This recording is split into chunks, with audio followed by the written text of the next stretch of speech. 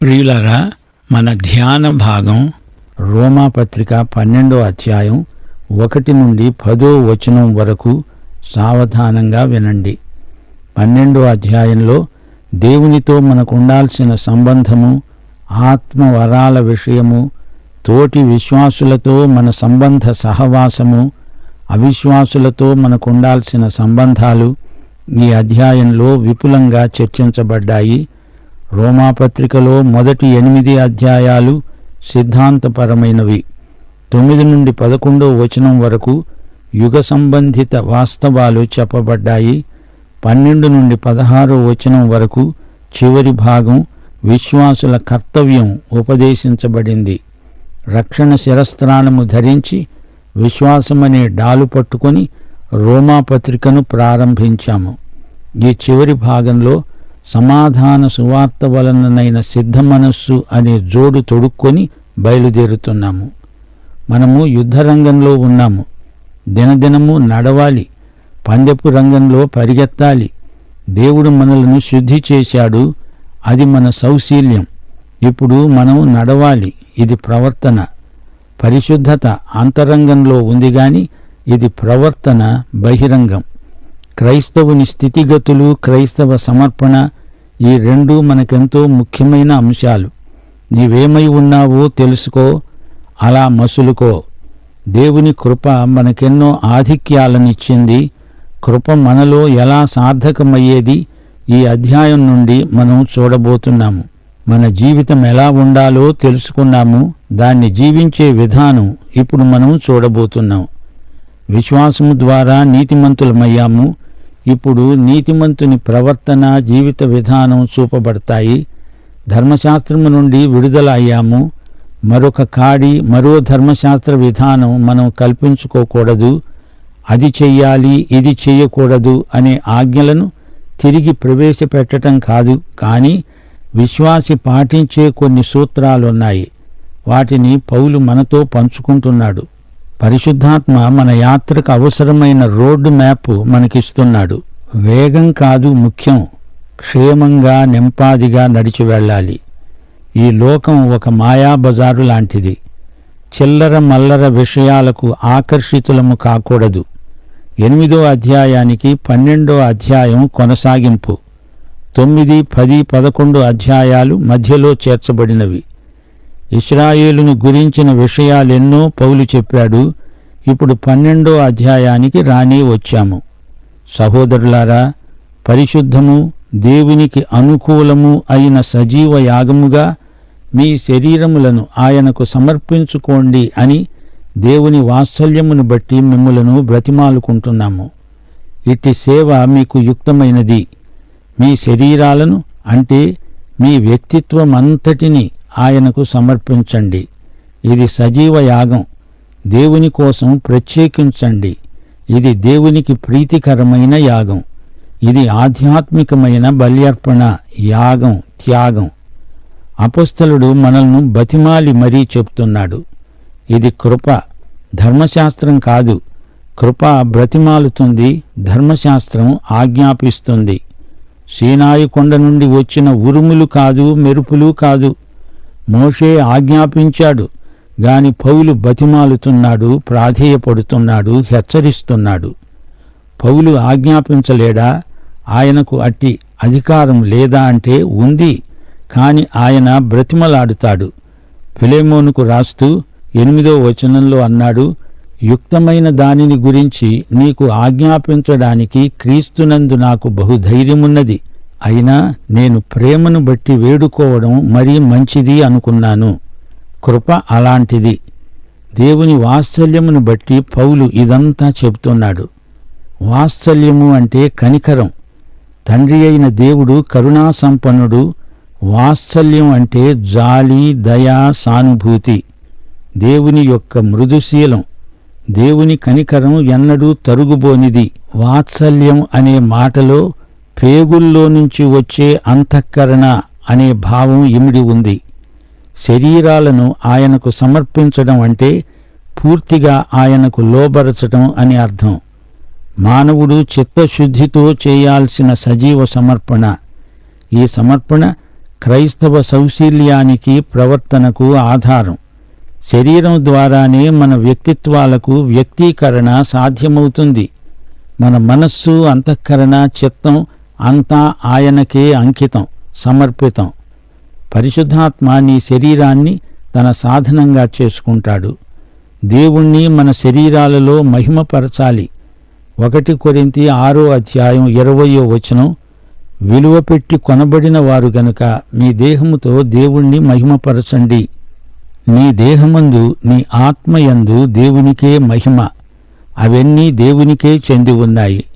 ఫిలిప్పీ పత్రిక 1:19 నేను ఏ విషయములోనూ సిగ్గుపడక ఎప్పటివలనే ఇప్పుడు పూర్ణ ధైర్యముతో బోధించటం వలన నా బ్రతుకు మూలముగానైనా సరే, చావు మూలముగానైనా సరే, క్రీస్తు నా శరీరమందు ఘనపరచబడాలని నేను మిగుల అపేక్షిస్తూ నిరీక్షిస్తున్నాను.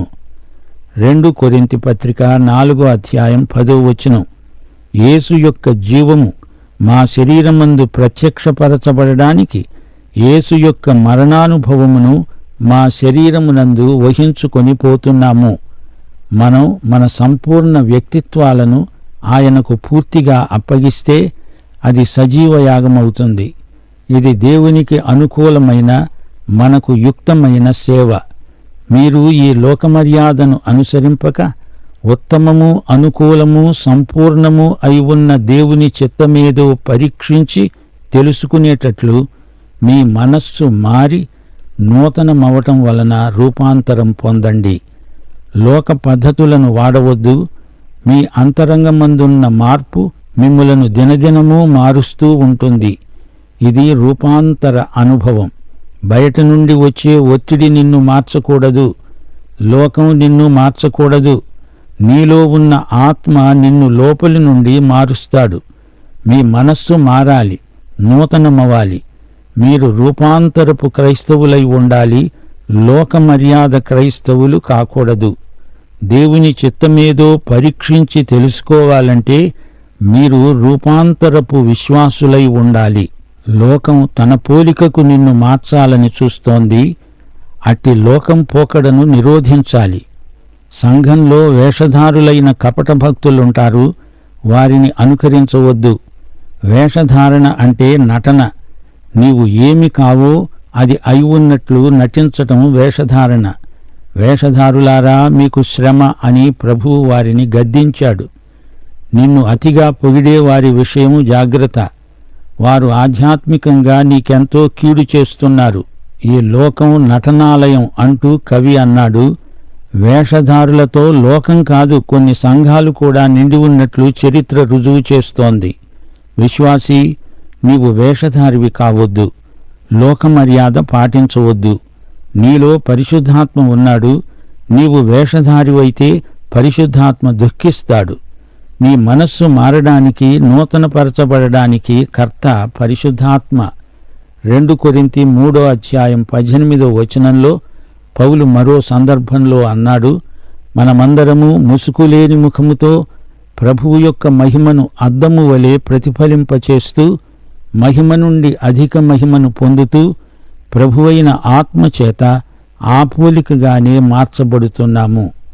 తీతుపత్రిక 3:5 పౌలు ఇదే సంగతిని ప్రస్తావిస్తూ అన్నాడు, మనము నీతిని అనుసరించి చేసిన క్రియల మూలముగా కాక తన కనికరము చొప్పుననే పునర్జన్మ సంబంధమైన స్నానము ద్వారా పరిశుద్ధాత్మ మనకు నూతన స్వభావము కలుగచేయటము ద్వారా మనల్ని రక్షించాడు. గమనించాలి, పరిశుద్ధాత్మ మన మనస్సును నూతనపరుస్తూ ఉండగా విశ్వాసి దేవుని చిత్తమేదో పరీక్షించి తెలుసుకోగలుగుతాడు. అది ఉత్తమమైనదని గుర్తిస్తాడు. వేషధారులు దేవుని చిత్తమును గ్రహించలేరు, అసాధ్యం. విశ్వాసి తన చిత్తము దేవుని చిత్తములో లీనమైపోయినట్లు గుర్తించగలుగుతాడు. దేవుని చిత్తము ఉత్తమము, దేవునికి అనుకూలము, సంపూర్ణము.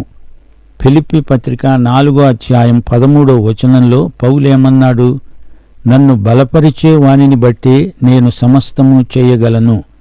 బలపరిచేవాడు బలవంతుడైన యేసుక్రీస్తు. దేవుని చిత్త ప్రకారం ఆయన సంకల్ప పరిధిలో విశ్వాసి సమస్తము సమర్థవంతంగా చేయగలడు. నువ్వేమీ మహాభక్తుడి పోజు పెట్టి కనపడనక్కర్లేదు. ఉన్నట్లే ఉండు. మామూలు మనిషివే గాని పరిశుద్ధాత్మ నిన్ను కదిలిస్తాడు. నీ చేత అసాధారణమైన పనులు చేయిస్తాడు. యథార్థత కలిగి మామూలు మనిషిగానే ఉండు. గొప్పలు బడాయిలు చెప్పుకోవద్దు. స్వయం స్తుతి ఆధ్యాత్మిక ప్రమాదానికి దారితీస్తుంది. సంఘంలో ఒకలాగా, బయట లోకంలో ఒకలాగా ఉండే ద్విమనస్కులకు శ్రమ. మామూలు మనుషుల్నే దేవుడు వాడుకుంటాడు. వేషధారులు దేవుణ్ణి వాడుకునేందుకు ప్రయత్నిస్తారు, విఫలులవుతారు.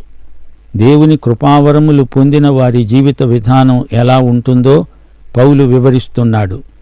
తనను తాను ఎంచుకోదగిన దానికంటే ఎక్కువగా ఎంచుకొనక దేవుడు ఒక్కొక్కనికి విభజించి ఇచ్చిన విశ్వాస పరిమాణము ప్రకారము తాను స్వస్థబుద్ధి గలవాడవటానికి తగిన రీతిగా తనను ఎంచుకోవాలని నాకు అనుగ్రహించబడిన కృపను బట్టి మీలో ఉన్న ప్రతివానితో చెప్తున్నాను.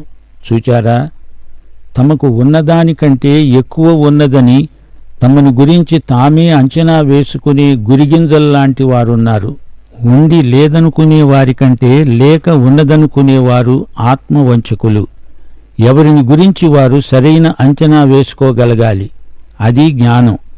ఇతరుల కంటే నీవు గొప్ప అనుకోకూడదు. ఎవరి బలహీనతలు వారు చూచుకోగలగడం గొప్ప ఆశీర్వాదం. నీవు చేయగలిగిన పని, దేవుడు నీకు అప్పగించిన పని నమ్మకంగా చేయటంలో ఎంతో ఆనందముంది. 4-5 వచనాలు. ఒక్క శరీరములో మనకు అనేక అవయవములున్నా ఈ అవయవములన్నిటికీ ఒక్కటే పని ఎలాగూ ఉండదో అలాగే అనేకులమైన మనము క్రీస్తులో ఒక్క శరీరముగా ఉండి ఒకనికొకరము ప్రత్యేకముగా అవయవములమై ఉన్నాము. క్రీస్తు శరీరమే సంఘం. ఈ ఉపమానం పౌలు మొట్టమొదటిసారి ప్రయోగిస్తున్నాడు. కొరింథీ, ఎఫెసీ, కొలసీ పత్రికల్లో ఇదే ఉపమాన భావాన్ని పౌలు ఇంకా విశదీకరిస్తాడు. సంఘము క్రీస్తు శరీరము గనుక అది ఒకే శరీరంలాగా పనిచెయ్యాలి. సంఘ సభ్యులు సంఘ శరీరంలో వివిధ అవయవాలు. సంఘములో ప్రతి ఒక్కరికి అన్ని వరాలు ఉండవు. ఒకే వరం అందరికీ ఉండదు. ఆత్మ వరాల పూర్తి జాబితా పౌలు రాయలేదు. 4-5 సందర్భాలలో ప్రతిసారి మరో కొత్త వరాన్ని పేర్కొన్నాడు. ఇంకా ఎన్నో వరాలున్నాయి. పరిశుద్ధాత్మ తన చిత్త ప్రకారం ఎవరికి ఏ వరం ఇవ్వాలో అదే ఇస్తాడు. 100 కొలది వరాలున్నాయి. సంఘ శరీరంలో ఒకరికొకరము అవయవములము. ఇది గొప్ప మర్మమే. మనకు అనుగ్రహించబడిన కృప చొప్పున వేరువేరు కృపావరములు గలవారమై ఉన్నాము గనుక ప్రవచన వరమైతే విశ్వాస పరిమాణము చొప్పున ప్రవచిద్దాము. పరిచర్య అయితే పరిచర్యలోను, బోధించేవాడైతే బోధించటములోను, హెచ్చరించేవాడైతే హెచ్చరించటములోను పని కలిగి ఉందాము. వరములు అంటే కెరిస్మాటా. కెరిస్మా అంటే కృప అని అర్థం. ఉచిత వరం, కృపావరం, దేవుని ఆత్మ ఇచ్చే వరం. సంఘ బిడ్డలకు ఆయా వరాలిస్తాడు పరిశుద్ధాత్మ. క్రీస్తు శరీరములోని ప్రతి అవయవానికి ఏదో ఒక కృపావరం ఇవ్వబడి ఉంటుంది. వరాలలో వైవిధ్యం ఉంది. నాకు ఏ వరము లేదని ఎవ్వరూ అనడానికి వీల్లేదు. ప్రతి ఒక్కరికి ఏదో ఒక వరముంటుంది. ప్రతి వరము మనకివ్వబడిన కృపలో భాగమే. దేవుడు నిన్ను రక్షించినప్పుడు సంఘ శరీర అవయవాలలో నిన్ను ఒక అవయవముగా ఉంచుతాడు. నీవు ఒక అవయవముగా పనిచెయ్యాలి. నీ పని నీవు చెయ్యాలి. నీవు యంత్రానివి కాదు, మరమనిషివి కాదు. సజీవ శరీరంలో ఒక అవయవానివి. వరం వాడబడింది అంటే పరిశుద్ధాత్మ శక్తి దానిని నిర్ధారణ చేస్తుంది. ప్రతి విశ్వాసి తన వరాన్ని ప్రయోగించాలి. దాని నాణ్యతను పరీక్షించుకోవాలి. ఫలితాలను గమనించాలి. నీవు ఒక ఆశీర్వాదమై ఇతరులకు మేలు చేస్తున్నావా? నీ వరం ద్వారా సంఘానికి క్షేమాభివృద్ధి చేకూరుతున్నదా అని పరీక్షించుకోవడం ఎంతో అవసరం. లేదా నీ వరం వల్ల సంఘంలో చీలికలు వస్తున్నాయా? కనిపెట్టాలి, పసికట్టాలి. ప్రవచనం అంటే జరగబోయేది ముందుగా చెప్పేయడం కాదు. దేవుని నుండి నీకు వచ్చిన సందేశమేదైనా ప్రవచనమే. ప్రవచనము అంటే దేవుని వాక్య సందేశం. విశ్వాస పరిమాణము చొప్పున ప్రవచించాలి. పరిమాణము అనే మాట గణిత శాస్త్రానికి సంబంధించింది. నీ విశ్వాస పరిమాణానికి ఈ వరం సరిపోవాలి. వరానికి సరిపోయేట్లు పొందిక ఉండేట్లు పరిశుద్ధాత్మ శక్తి నీకివ్వబడుతుంది. పరిచర్య అంటే సేవ. ఇతరులకు ఉపచారం చెయ్యాలి. ఇది ప్రయోగాత్మకమైన సేవావరం. సంఘంలో ఇది ఏ చిన్న పనైనా కావచ్చు, పెద్ద పని అయి ఉండవచ్చు. వివిధ రకాల పరిచర్యలుంటాయి. కొందరు మాట్లాడలేరు, బోధించలేరు గాని సేవ చేయగలరు. వంట చేయడం మొదలుకొని జనానికి వారి అక్కరల్లో తోడ్పడడం వరకు అన్నీ పరిచర్యలే. పరిచర్యలు, సపర్యలు, ఉపచారములు. ఇది ఒక కృపావరమని గుర్తించాలి. హెచ్చరిక అంటే ఆదరణ. దుఃఖంలో, సంతాపంలో ఉన్నవారికి ఆదరణ కలిగించడం మరో కృపావరం. పంచిపెట్టేవాడు శుద్ధ మనస్సుతో, పై విచారణ చేసేవాడు జాగ్రత్తతో, కరుణించేవాడు సంతోషముతో పని జరిగించాలి. తనకున్న దానిని ఇతరులతో పంచుకోవడం ఒక కృపావరమే. నీవు బాగా సంపాదించగలవు, ఆ వరం నీకుంది. వ్యాపారంలో కొందరు బాగా రాణిస్తారు, అది ఒక వరమే. పై విచారణ, పరిపాలన ఈ వరమున్నవారు బహు అప్రమత్తంగా ఉండాలి. ఇది నాయకత్వపు వరం. సంఘములో ప్రతిదీ మర్యాదగా, క్రమంగా జరిగేట్లు చూడాలి. అజమాయిషి, కరుణించేవాడు అంటే కనికర కార్యములు చేసేవాడు. ఇది కృపావరం.